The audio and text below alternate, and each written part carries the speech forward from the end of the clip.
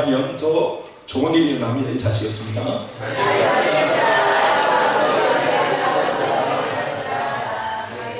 믿습니까? 감사합니다. 네. 한 해가 밝았는데 사실은 뭐 어제나 오늘이나 달라진 게 별로 없는 것 같습니다. 하루가 지난 것 뿐인데 또 사람들은 이렇게 한 해라고 새해라고 또 난리법석을 또 떨고 있는 것 같습니다. 그런데 이 새해가 주는 그런 의미가 분명히 있을 것 같습니다. 그냥 또 이렇게 이제 뭐 365일을 1년으로 정하는 것이 아닐 테니까 그 속에 분명히 영적인 어떤 교훈이 있을 거라고 생각합니다. 아무튼 새 겁니다. 새 겁니다. 오늘 완전히 1월 1일 완전 새 겁니다. 새거 오늘 새 방향으로 만났습니다. 할렐루야. 의미가 있지 싶습니다. 2016년도 참 기도로 시작하니까 참 감사한 것 같고 또 이렇게 또 시작하니까 참 은혜가 된 것 같습니다. 더군다나 1월 2일이 내일은 저희 교회 이제 2011년도에 우리가 이제 1월 2일 날 개척을 했으니까 자, 몇 주년입니까? 예? 2, 3, 4, 5, 6, 5주년이죠. 맞나요? 이렇게 계산하는 거? 네, 5주년. 1년 뒤에 1주년인 거죠? 그렇군요. 많이 되어야지, 그죠? 그러니까 5년이 또 잡으면 만 5년이니까 5주년이에요. 그렇게 되었습니다.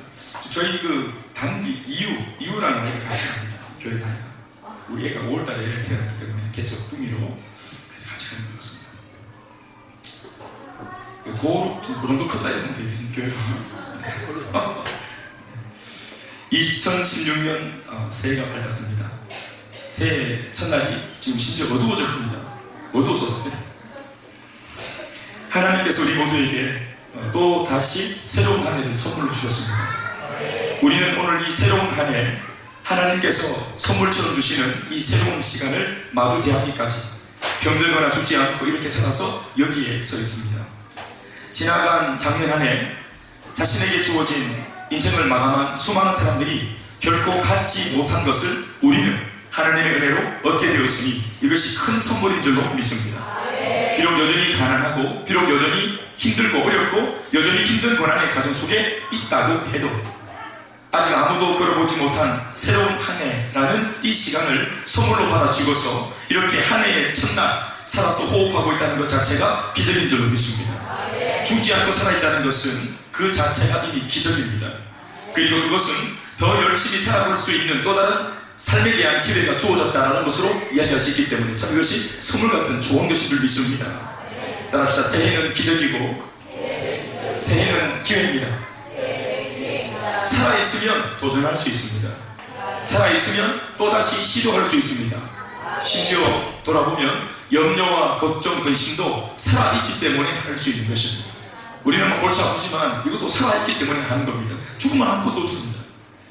사탄도 우리가 살아있기 때문에 우리를 공격하는 것입니다. 살아있는 한 우리는 끊임없이 기도하고 살아있는 한 우리는 끊임없이 시도할 것이고 살아있는 한 우리는 끊임없이 이제까지 안 되어왔던 것들을 향하여 또다시 도전할 것입니다. 사탄이 이것을 잘 알기 때문에 우리를 지금도 공격하는 것입니다. 그러니 이런 것을 보면 내가 사탄에게 표적이 되어 공격을 받고 있고 시련을 받는 것조차도 그가 나를 두려워하고 있다는 말이기 때문에 살아있는 내가 뭔가를 또 시도할 줄 알고 나를 공격하는 것이기 때문에 그다지 기쁜 나쁠 것까지 없는 것 같습니다. 생명을 주시는 하나님께서 부디 우리들에게 도전할 수 있는 새 힘도 더불어 함께 주시기를 간절히 소망합니다. 그것을 통해서 하나님의 영광을 돌릴 수 있는 기회가 우리 가운데 만들어지기를 주의 이름으로 축원합니다. 시편 118편 17절과 18절 말씀에서도 이르시기를 이렇게 적고 있습니다. 내가 죽지 않고 살아서 여호와께서 하시는 일을 선포하리로다. 여호와께서 나를 심히 경책하셨어도 죽음에는 넘기지 아니하셨도다 했습니다. 할렐루야. 아무튼 우리는 죽지 않고 살아서 2016년 이 한 해 동안에도 수많은 도전을 하게 될 것입니다. 사랑이 안 되던 영역을 향하여 살아가기 위해 도전을 할 것입니다. 용서가 안 되던 영역을 향해서도 용서하기 위해 우리는 또다시 도전을 할 것입니다. 적당히 해오던 헌신의 영역에서도 한계 없는 헌신을 위해 말씀과 기도로 돌파구를 찾을 것입니다. 늘 해마다 이맘때가 되면 느끼는 것이지만 새해라는 말이 주는 단 하나의 굵직한 의미는 다른 것이 아니라 다시 해볼 수 있는 새로운 기회가 주어졌다라는 의미에서 뭔가 새해라는 단어가 주는 울림이 있다고 생각합니다. 새해는 다른 것이 아니고 다른 것 때문에 쓰여진 것이 아니라 어제 오늘일 뿐이지만 이런 일이 그러나 뭔가 좀 느낌적으로 뭔가 주는 좀 어떤 좀 뉘앙스가 뭐냐 할 때 새해는 새로운 기회라고 볼 수 있겠습니다. 따라서 새해는 새로운 기회입니다. 우리 좌우라분이 사시죠. 새해는 새로운 기회입니다. 이렇게 사시죠. 새롭게 도전할 수 있는 그런 어떤 영역들을 여러분들이 찾고 또 도전할 수 있기를 주의 이름으로 축원합니다. 아멘이십니까? 사랑하는 여러분, 하지만 우리가 분명히 해둘 것이 하나 있습니다. 그 새로운 기회를 주신 분은 틀림없이 우리 하나님이라는 사실입니다. 하나님께서 우리 모두에게 새로운 기회를 주셨습니다. 모두에게 주셨습니다. 그리고 공평하게 주셨습니다. 할렐루야. 우리가 뭐 불공평하다라고도 할 수 있겠지만 돌아보면은 저마다의 삶에 또 좋은 것이 있고 나쁜 것이 있고 돌아보면 다 그렇습니다. 조금씩 차이가 있지만 우리 모두는 똑같은 하루 24시간 그리고 1년 365일 이제 새로운 도화지를 받아들고서 이제 올해 주님과 함께 멋진 그림을 그려가야 합니다. 할렐루야. 자, 우리 특별히 작년에 2015년도에 예수님을 만난 분들이 있습니다. 우리 가운데 또는 뭐 지난년에 만난 분도 계시고 근데 그런 분들은 조금 더 우리가 묵상을 해볼 때 이 한 해가 새로운 것은 이때까지 내 평생을 놓고 단 한 번도 시도하지 않은 삶을 내가 시도할 수 있는 기회가 주어진 겁니다. 이때까지 단 한 번도 하나님이라고 하는 이 신앙을 내가 내 생에 이걸 이제 플러그에 꽂아가지고 신앙의 이름으로 예수님의 이름으로 한 해를 내가 이렇게 이제 살아갔던 경험은 없었던 것이죠. 그런 면에서 볼 때 신앙을 새롭게 가진 분들한테는 그야말로 진짜 액면가 자체가 새로운 한 해입니다. 진짜 멋진 한 해가 펼쳐진 것입니다. 기꺼이 도전할 수 있는 내 힘으로 살아왔던 지난날 질퍽거렸던 삶보다 주님을 앞장서고 간다면 더 좋은 일이 있을 줄 믿습니다. 특별히 교회식 열반된 분들에게 정말 그런 부분에서 정말 축복을 하는 겁니다. 할렐루야. 우리 한번 박수 한번 하시겠습니다. 좋은 기회가 주어졌습니다. 네, 좋은 기회가 주어졌습니다. 더불어 예수를 오랫동안 믿고 계신 분들도 금년 한 해를 새로운 기회로 삼을 수 있는 유일한 단 하나의 단서는 예수님을 믿고는 있지만 그 예수님을 앞장서서 내 인생의 주인으로 고백하는 일에 성공하지 못한 많은 해들을 보냈다면 금년 한 해만큼은 정말 예수님이 정말 내 인생 전체를 진두지휘 하실 수 있도록 마음대로 하실 수 있도록 통일장이신 그분이 진흙을 마음대로 주무를 수 있도록 우리 자신을 내어드릴 수 있는 오롯이 그분만이 주인되는 365일 될 수 있도록 이런 면에서 성공할 수 있도록 우리가 첫날부터 허리띠를 동여매고 하나님 앞에 정말 정신을 차리고 내 눈빛, 내 표정, 내 말, 내 마음가짐 또 뭐 여러 가지 뭐 그것들을 주님의 그 통제 앞에서 우리가 좀 살아갈 수 있게 다짐할 수 있게 바랍니다. 옛날에는 고전한 라디오처럼 그렇게나 말하고 행동하고 또 표정 관리도 안 되고 또 눈빛조차도 내 마음대로 안 돼가지고 그렇게 오락가락 했던 사람이 있었다면 이제 첫날이니까 모든 것을 새롭게 우리가 단장하고 도전해 볼 수 있게 바랍니다. 뭐 저 자신이 좀 아직 젊어서 그런지 모르겠지만 저는 도전이라는 말을 많이 하는 것 같은데 도전, 또 시도하고 다시 또 우리가 또 좀 한계 없는 좀 돌파구를 찾으려고 애쓰고 뭐 그런 부분에서 정말 새해가 잘 왔습니다. 네. 동의하십니까? 지원아 동의하나? 네. 뭐 좀 도전해볼 거리가 좀 머릿속에 떠오르는 게 있나? 그래야 되겠죠. 네. 오늘 본문을 보면 공평이라는 말을 사용해도 될지 모르겠지만 동일한 환경이 모든 사람에게 주어져 있는 그림 하나를 읽었습니다. 그것은 바로 환경은 환경인데 아주 좋지 못한 환경. 그 좋지 못한 환경이 똑같이 이스라엘 백성들한테 딱 그대로 똑같이 지금 적용되고 있습니다. 그 환경은 골리앗이라고 하는 환경입니다. 저는 한 번씩 다윗과 골리앗 얘기를 막 꺼냅니다. 다윗과 골리앗 얘기는 참 한 대목으로 스치고 지나가는 아주 짧은 그런 단편 이야기인데 이 단편적인 이야기 속에 우리가 참 많이 묵상할 바들이 많습니다. 속되게 표현하면 뜯어먹을 것이 참 많은 것 같아요. 묵상할 내용들이 참 많은 것 같아요. 특별히 새해 첫날을 놓고 첫 메시지를 가지고 어떤 부분들을 좀 묵상할 수 있을까 고민하다가 제일 먼저 떠오른 것이 바로 오늘 이 내용이고요. 이미 제가 강조하고 싶은 내용은 이미 제목에 다 들어있어요. 먼저 한번 얘기 좀 해볼까요? 저랑 같이 건져내셨은즉 건져내시리이다. 하는 것이죠. 시작. 여기 보면은 지나간 과거가 있고 미래가 있어요. 그렇죠? 이 고백 속에 과거가 있죠? 좋은 장입니까? 미래가 있어요? 없어요? 있죠? 그러면은 이 말을 하고 있는 사람은 지금 어디에 서 있어요? 현재에 서 있어요. 현재에 서가지고 과거를 이야기하고 있고 미래를 이야기하고 있어요. 마치 우리와 같이 지나간 이제 해를 이제 보낸 지 이제 하루밖에 안 됐고 앞으로 맞이해야 될 이제 365일의 새딱함, 아주 그냥 아기발이 새거 이 새해가 지금 우리 눈앞에 있는 이 이제 만약에 우리가 현재라고 하는 이 시간에 있어가지고 과거를 정리하고 또 미래를 우리가 전망을 해야 되는데 현재 말이죠. 그렇게 하는 이제 우리의 모습과 오늘 이 고백을 하고 있는 다윗의 모습이 너무 많이 닮았다고 생각하는 거예요. 그래서 우리가 오늘 옹알이 하는 아이처럼 말을 좀 배워야 되겠는데 우리는 열린 입으로 여러 가지 말을 할 수 있기 때문에 우리 말 하지 말고 오늘 다윗을 통해서 이렇게 참 긍정 이상의 긍정, 이 은혜 이상의 은혜가 되는 이 말을 우리가 좀 배워서 입에 담았으면 참 좋겠습니다. 할렐루야. 우리 한번 따라 하시겠습니다. 건져내셨은즉 건져내십니다. 다시 한번 하십시오. 그들은 지금 하여튼 똑같은 환경을 맞이하고 있습니다. 골리앗이라고 하는 환경입니다. 골리앗 때문에 이스라엘 백성들, 특별히 이스라엘 군대 모든 사람들이 지금 다 힘들어합니다. 그 당시 이스라엘을 통치했던 사울 왕조차도 지금 똑같은 지금 고통 가운데 빠져 있습니다. 이미 지난 40일 동안 이 골리앗 때문에 이스라엘 모든 군사들은 사울 왕까지 포함해서 사기가 꺾여 있고 골리앗 때문에 낙심하고 있는 중입니다. 40일 내내 그래 왔습니다. 지금 앞으로도 골리앗이 아마 얼마큼 더 건재할지 모르겠지만 골리앗이 존재하는 동안 이스라엘 백성들은 회복하기는 불가능해 보입니다. 골리앗 앞에서 지금 이스라엘 백성들은 전혀 답이 없습니다. 그러나 진짜 그렇습니까?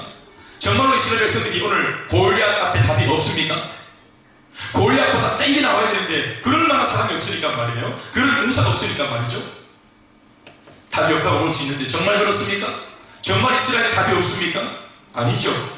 이스라엘에게는 답이 있습니다. 하나님이 계십니다. 이스라엘 백성들은 뭘 가졌습니까? 하나님을 가졌습니다. 그들은 전 세계에서 유일하게 하나님을 소유한 백성입니다. 선택받은 선민입니다. 하나님을 가진 자가 다 가진 것입니다. 그러나 블레셋 이방 백성들이 그들 눈앞에 내놓은 눈앞에 보여지는 골리앗을 이스라엘 백성들이 눈으로 딱 보고 확인하자 그 사실을 까맣게 모두가 어쩌면 그렇게 똑같이 깡그리 다 잊어먹습니다. 하나님을 가졌다는 것, 내가 우리 속에 주님이 계신다는 것, 이것을 모두가 약속이나 한 것처럼 골리앗을 딱 보는 순간 다 같이 까먹기로 딱 결심하고 잊어버립니다. 그 이유는 낙심이 왔기 때문입니다. 낙심이라는 말이 뭡니까? 말 그대로 마음이 땅바닥에 굴러 떨어졌다는 말입니다.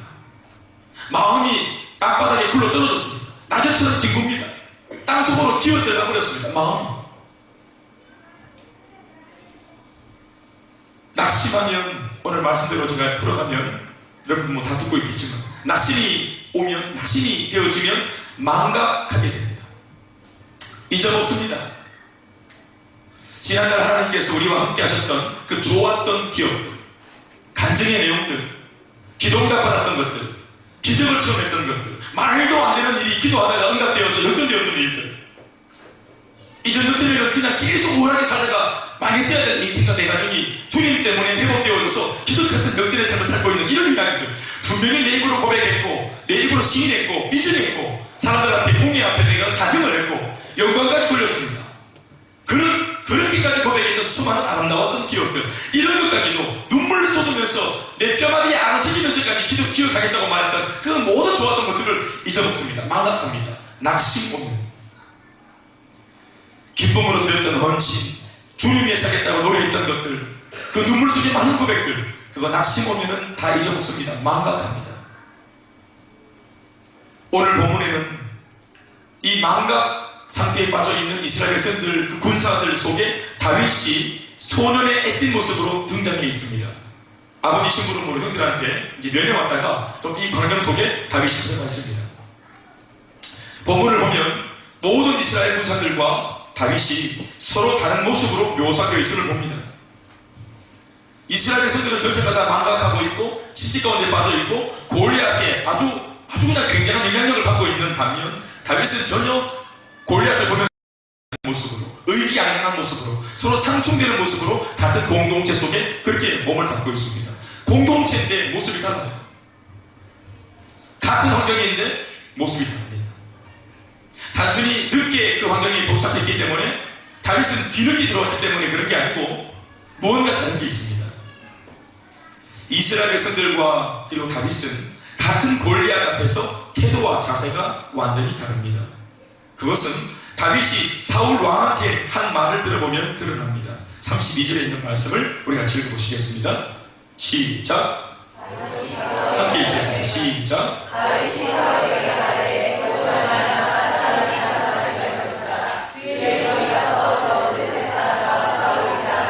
할렐루야. 이스라엘에게는 있고 그리고 다윗에게는 없는 것이 하나 있습니다. 오늘 본문을 딱 보니까 뭡니까? 이스라엘 백성들한테는 있고 다윗한테는 없는 거 있습니다. 그게 뭡니까? 예, 낙심, 낙담입니다. 그리고 반대로 다윗에게는 있고 이스라엘에게는 없는 것이 하나 있습니다. 그게 뭘까요? 하나님은 그들한테도 있습니다. 주님을 안 갑니다. 계속 계십니다. 근데 오늘 32절 고백을 딱 보니까 다윗한테는 있는데 이스라엘한테는 없는 게 있어요. 그게 뭐죠? 의지입니다. 의지. 이스라엘 군사는 낙심은 가지고 있는데 낙담은 가지고 있는데 의지가 없고 다윗은 낙심이 없고 의지가 있습니다. 그 의지가 뭡니까? 주의 종이 가서 저 블레셋 사람과 싸우겠다 하는 겁니다. 싸우겠다 하는 이 의지입니다. 결론이 뭡니까? 32절 말씀에서 우리가 얻는 결론이 낙심하면 의지가 사라지는 것입니다. 낙심하면 주님을 잊어먹으면서 낙심하면 의지가 사라집니다. 살고 싶은 열정, 열정이 사라져, 열심이 사라져, 생명력이 사라집니다. 낙심하면 마음만 떨어지는 것이 아니라 그가 가지고 있던 아름다웠던 모든 것들이 다 추락합니다. 그렇다면 우리로 하여금 싸울 의지를 사라지게 할 만큼 강력한 무기인 이 낙심을 언제 찾아왔습니까? 바로 골리앗을 봤을 때입니다. 골리앗의 목소리를 들었을 때입니다. 아주 그냥 3m의 그 기골이 창대한 모습을 눈으로 확인했을 때였습니다. 골리앗이라고 하는 문제를 보거나 그의 목소리를 듣거나 그가 하는 협박을 듣거나 해서 문제를 접할 때, 문제를 딱 접할 때 그걸 듣든지 보든지 문제를 딱 접할 때, 좋지 못하는 정보를 딱 접할 때, 들려오는 부정적인 소식을 접할 때 바로 우리 마음은 곧장 아주 빠르게 떨어집니다. 어떤 면에서 보면 떨어지려고 준비하고 있던 마음처럼, 낙심하려고 준비하고 있는 사람인 것처럼 곧장 떨어집니다. 문제를 보고 혹은 문제를 듣고 혹은 문제를 접하는 것을 아예 피할 방법은 없습니까? 그렇다면 안 보고 안 듣고 피하면 되지 않겠나? 그런 방법은 없습니다. 무엇보다 그것은 하나님께서 이 땅을 살아가는 오늘 예수 믿는 성도들에게 원하는 삶이 아닙니다.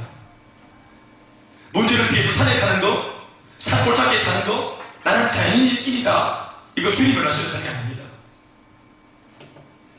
우리가 이 세상에 몸을 담그고 사는 이상 우리는 어쩔 수 없이 골리앗을 만납니다. 문제 속에서 문제와 같이 몸을 쏟고 삽니다. 평생을. 신앙이 그 능력과 그 진가를 발휘할 타이밍이 바로 여기 이 부분에 서입니다.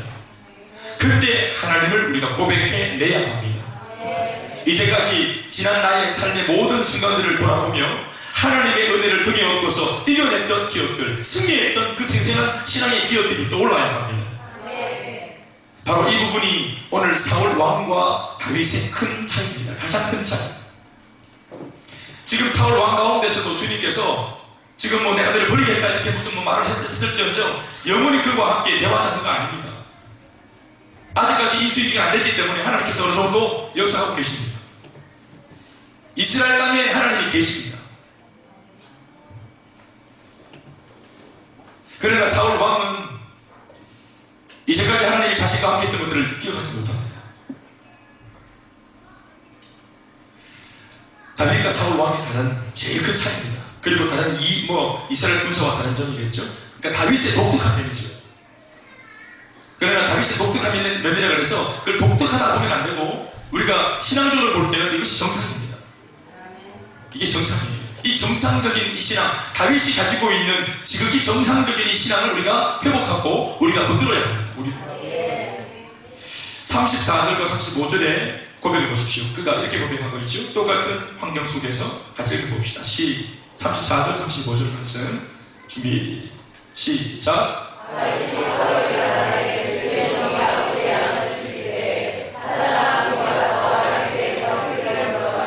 내가 따라가서 그것을 치고 그 입에서 새끼를 건져내었고 그것이 일어나 나를 해하고자 하면 내가 그 수염을 잡고 그것을 쳐 죽였습니다. 할렐루야. 34절 35절은 뭐냐 하면 다윗이 지금 경험하고 있는 자신의 경험입니다. 이걸 옛날 이야기한 게 아니고 물론 과거로부터 지금까지, 그러니까 오늘도 어쩌면 시골 보기 전까지 양을 지키다 왔기 때문에 오늘 자신의 경험, 지금 현재 진행 중인 자기의 경험입니다. 다윗이 왕한테 말합니다. 내가 가서 저 블레셋 사람과 싸우겠다고, 골리앗과 싸우겠다고 의지를 발휘합니다. 낙심이 없기 때문에 이런 말을 들을 때 낙심하고 있는 사람 입장에서는 이게 다 독특한 말로 보입니다. 또 비정상적으로 보입니다. 지금 사울 왕과 모든 이스라엘 백성들은 전부 다 골리앗을 두려워하고 있는데 이게 쪽수가 많기 때문에 다수결로 볼 때 이게 정상이에요. 골리앗과 못 싸운다는 의견, 이것이 상식이에요. 그 당시 모두가 그렇게 마음을 가지고 있었기 때문에. 그런데 다윗이 나는 저 블레셋 장수와 싸우겠다고 말하는데 이게 독특하게 보일 수 있어요. 뭔가 신앙적으로 튀는 것처럼 보일 수 있고 변한 것처럼 보일 수 있어요. 그런데 우리가 한 발짝만 옆에서 객관적으로 딱 보면 다윗의 고백이 정상이고, 아멘 아멘. 그 사울 왕을 비롯한 이스라엘 백성들의 마음 상태가 이게 비정상적이에요. 그래서 이런 정상적인 고백을 들어도 사람들이 이 자기가 정상적이지 못하기 때문에 비아냥거립니다. 교회 안에서 여러분 가장 정상적인 모습은 성도가 성령 충만한 겁니다. 이건 여러분 대단한 거 아니고 특별한 게 아닙니다. 이게 원래 우리의 특권이고 우리한테는 자연스러운 것이라고 합니다. 여러분 조계종에서 머리 밀고 회색바지 입고 다니는, 못 입고 다니는 분들이 성령 충만한 것은 기적입니다. 그건 소립사에서 은혜 받는 중이 있다면 이상한 거예요. 네, 파기사에서 갑자기 목사 되겠다고 중이 내려오고 이게 특별하고 이상한 거죠.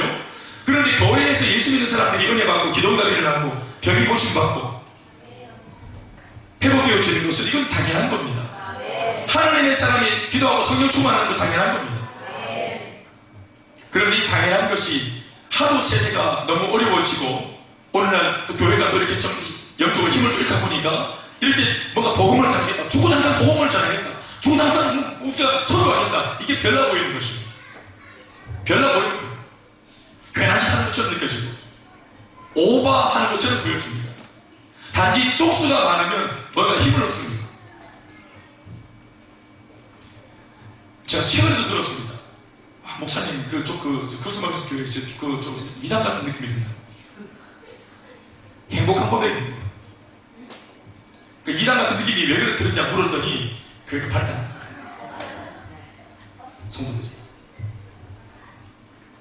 성도들이 밝은 게 정상인데 이렇게 밝은 게 좀 이상하겠지, 과하게 친절하고 막 이렇게 이러니까 이게 좀 그렇다는 거예요.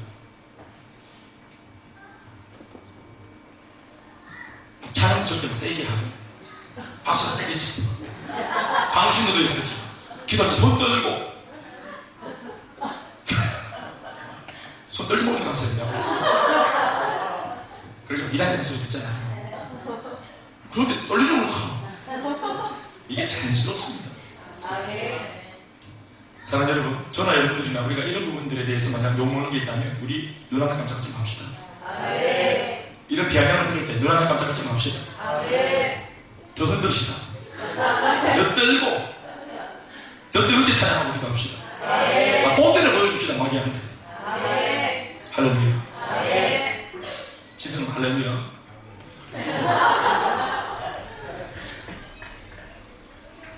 그리고 그거 고백합니다. 오늘 고백합니다. 오늘 자기의 그 어떤 그런 이 경험으로 사람들이 오버 아니냐 이렇게 말할 때 다윗은 말합니다. 사울 왕한테 내가 아버지의 양을 지킬 때 사자나 곰이 와서 양떼에서 새끼를 물어가면 내가 양을 빼앗긴 양을 되찾기 위해서 따라가서 그것을 치고 그 입에서 새끼를 걷어내고 그것이 일어나서 나를 해하고자 하면 내가 그 수염을 찾고 그것을 쳐 죽였다. 난 과거로부터 지금까지 사자도 잡고 곰도 잡고 있는 양을 그래서 지켜낸 경험을 나는 생생하게 가지고 있다. 이것이 지금 나의 삶이다. 나의 지금 현재 삶이다. 더군다나 지금 이 양을 지키기 위해서, 양을 되찾기 위해서 사자와 곰을 때려잡은 이 이야기가, 이게 어떻게 보면 다윗의 지극히 개인적인 경험 그리고 체험인데도 이것을 오늘의 상황에 적용하는 것에 다윗이 조금 더 주저함이 없습니다. 골리앗은 사자 곰보다 어떻게 보면 더 큰 문제입니다. 내 양을 지키는 것보다 나라를 지키고 나라의 운명을 내가 뒤바꾼다는 것, 이건 더 큰 문제입니다. 내 양 지키고 아버지 양 지키고 사자 곰하고 싸우고, 이거 어떻게 보면 여러분 눈에 들어오지도 않는 이야기입니다. 이건 뉴스가 안 나오는 이야기입니다.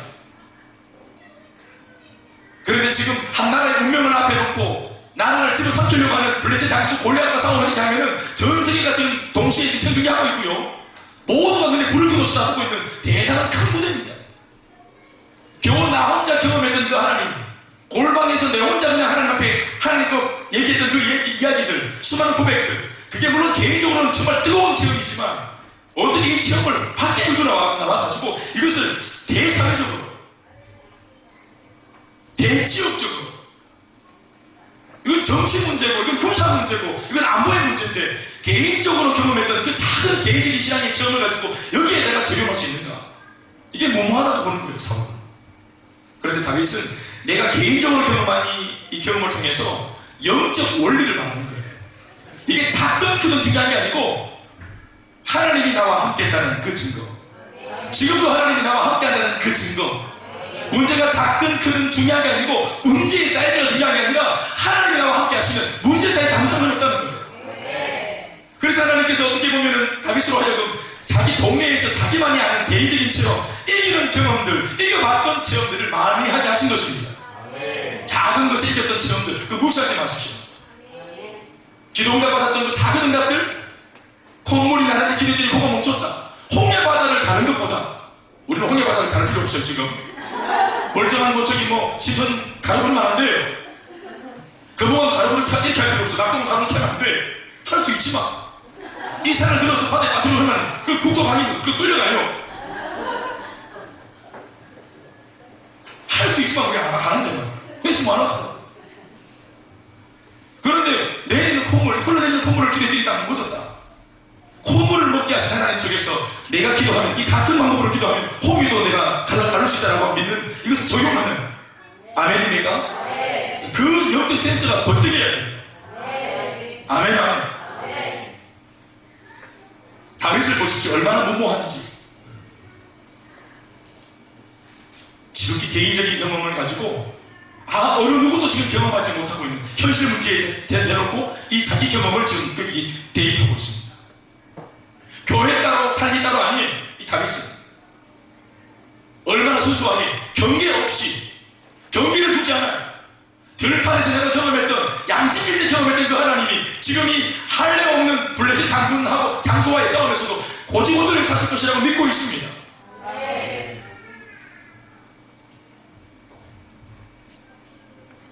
심지어 여러분, 이런 것들을 제일 안 믿는 게 누구냐 하면 예수 믿는 우리들입니다. 우리들이 부끄러워합니다. 우리들이 교회 바깥에 나가서 할렐루야 아멘을 부끄러워합니다. 심지어 어떤 역사를 일으키고 골리앗을 무찌는 것을 겁내는 게 아니고, 내가 골리앗이 없어도 내가 예수 믿는 사람이라는 것을 드러내는 것조차도 부끄러워합니다.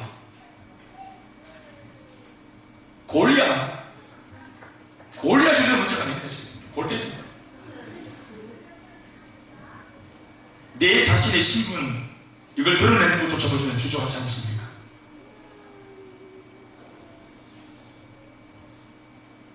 우리 삶에 크고 작은 어떤 결정을 놓고 하나님을 앞장 세워서 그분이 가라 하면 가고 그분이 가지 말라고 거기에 적으면 멈출 수 있는 그 삶에 내 신앙을 적용할 수 있는가? 이 말씀은 그런 말씀입니다. 양을 잡았던 경험, 여기서 셀에서 우리가 분가했던 경험, 아픈 성도들을 놓고 기도해서 나 응답받았던 경험, 내 작은 성경으로 셀가도 때문에 회복되었던 경험, 이 경험들이 실제로 우리 경제 문제에, 우리 아이들을 키우는 양육 문제에, 어떤 선택의 길을 서 있는 우리의 삶의 내용을 놓고 거기에 이 하나님을 거기에 풀어낼 수 있는가? 골리앗은 현실 문제입니다.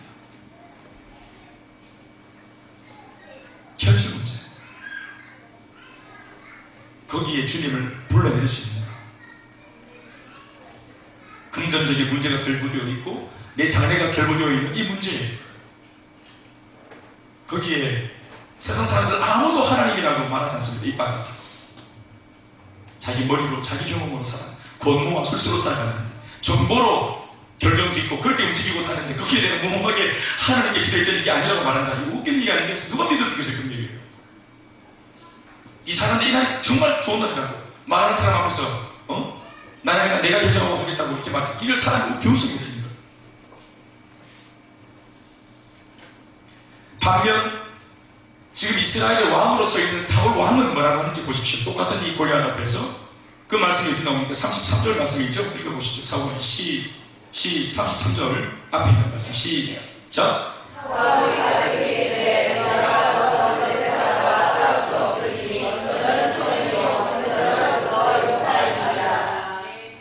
사울은 콧방귀 낍니다. 아주 여유 있는 자세로 다윗을 보면서 참 순진하다 너. 네가 가서 저 블레셋 장수와 싸우겠나? 싸울 수 없다 야야. 네 말은 참 귀하고 용기가 있어서 참 가상하다면 너는 결코 그 장수와 싸울 수 없다. 확신을 가지고 있습니다. 사울은 이전에 하나님을 뜨겁게 만났던 사람입니다. 촌구석에서 들락이 찾고 다니던 자기 아버지가 잃어버린 양을 들락이 양 찾으러 암나기 찾으러 돌아다니던 그 순박한 깡촌에서 그렇게 있는 그 아무나 촌뛰길 때 하나님께서 그를 귀히 보시고 사무엘과의 만남을 통해서 역사의 무대 위로 드러내셔서 그를 왕으로 삼아내시고 어떤 분쟁이 있었을 때 이 사울이 가가지고 한숨에 그 모든 분쟁을 끝내도록 하나님이 능력을 주시는 그 능력을 체험했던 사람. 하나님이 함께 하시면 초특히 내가 아무런 내놓을 만한 이력이 없는 내가 왕도 될 수 있도록 나를 도와주시는 그 위대하신 하나님. 이걸 자기 온 삶으로 경험하고 그 은혜 덕분에 지금 왕이 되어서 이렇게 지금 자기 존재 자체가 하나님을 빼놓고는 설명할 수 없는 사울 왕입니다. 아닙니까?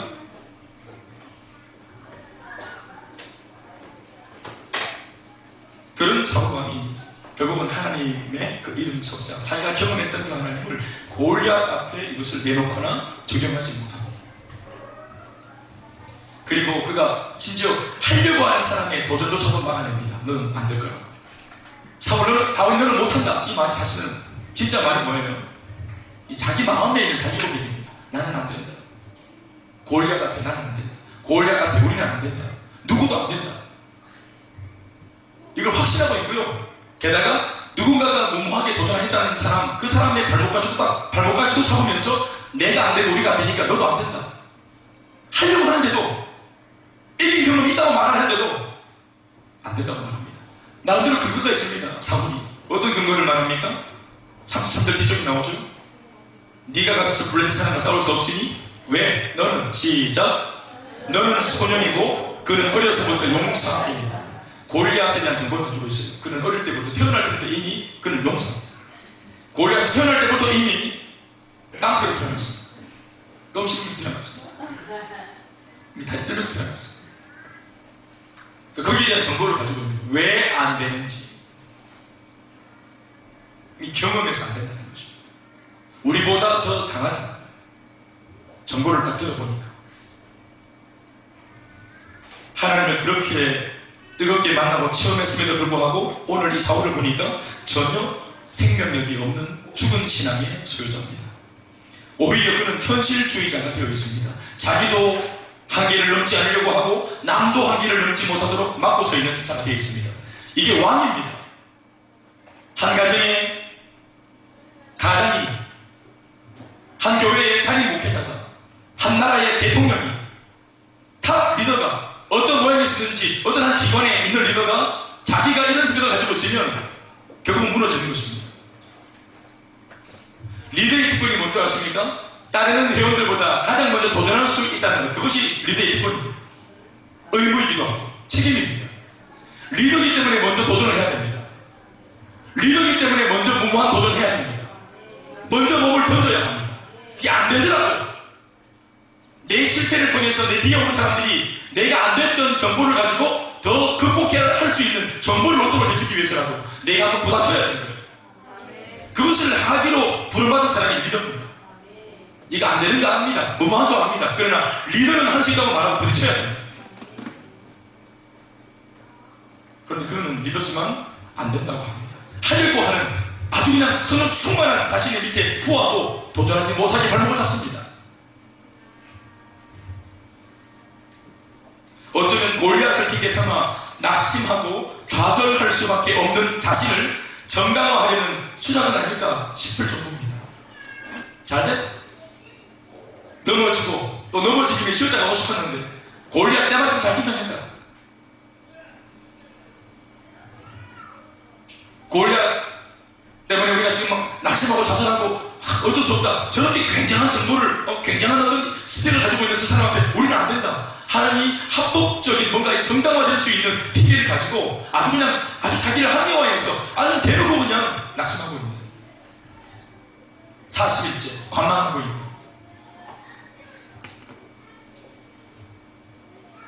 몸부림치려고 기도도 하지 않고 기도도 부탁하지 않는 걸 봐서 나는 이거 제가 좀 심적으로 이렇게 접근해 볼 때 이거 어떻게 보면 사울이 지금 이걸 누리고 있는 게 아닌가 싶습니다. 리더가 이 침체기를 오히려 쉬었다 갈 수 있는 어떤 그런 지금 휴식기로 자기가 지금 이것을 이용하고 있는 것 같은 느낌이 들 정도입니다. 하나님을 외면하고 왕의 책무도 탑 리더의 어떤 그런 그 무거운 어떤 이 의무도 이 기회에 다 내려놓고 싶은 그런 유혹. 오늘 사울은 그런 모습으로 지금 비춰지기까지 합니다. 여러분들에게는 그런 거 없습니까?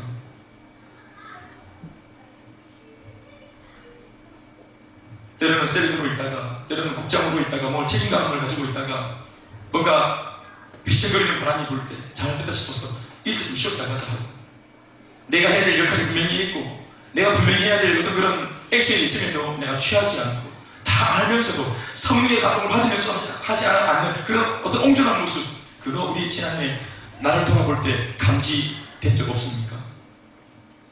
저도 마찬가지. 목회자가 돼서 분명히 해야 될 말이 있었는데 혹시나 싶어서 안 하거나 넘어가거나 특히 이런 거 있잖아요. 예를 들어서 막 성도들을 좀 이렇게 좀 질책을 해야 되는 그런 입장에 있는 어떤 말씀을 내면서도 낼 때마다 혹시나 상처받을까 싶어서 너무 또 이렇게 좀 튕길까 싶어가지고 그런 사람이 우리 교회는 아무도 없겠지만 이러면서 이제 우리 교회 들을 사람이 아무도 없는데 그런 말씀 하는 사람은 들을 사람이 있기 때문에 주님이 주신 말씀 아니겠나? 안 그래요? 이 말씀을 들어야 될 사람이 있기 때문에 주님이 분명히 입에다가 말씀을 담아주셨는데 이 목회자 입장에 인간적인 마음에 분명히 이거 들으면 저건 내 들으라고 하는 소리다. 이거 한번 나올까봐. 이게 눈이 다 보이니까 말을 못하는 거예요. 그래서 이게 좀 이렇게 좀 쿠션을 좀 주기 위해서 우리 교회는 아무도 그런 사람이 없겠지만 이런 비슷한 소리 이 강단에서 지금도 일어나고 있는 상황이에요. 목회자 마음에서 심리에서 지금도 일어나고 있는 수많은 전쟁 중에 한 전쟁입니다.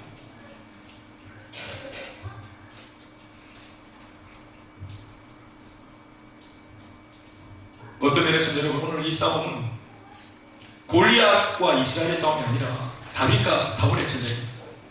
하려고 하는 다윗과 못하게 하고 하지 말자 하는 사울과의 전쟁입니다. 좀 제가 좀 너무 비하인지 모르겠지만 이걸 부부라고 생각해보세요. 부부라. 사울이 형님이니까 사울이 남편이고 다윗이 아내가 되는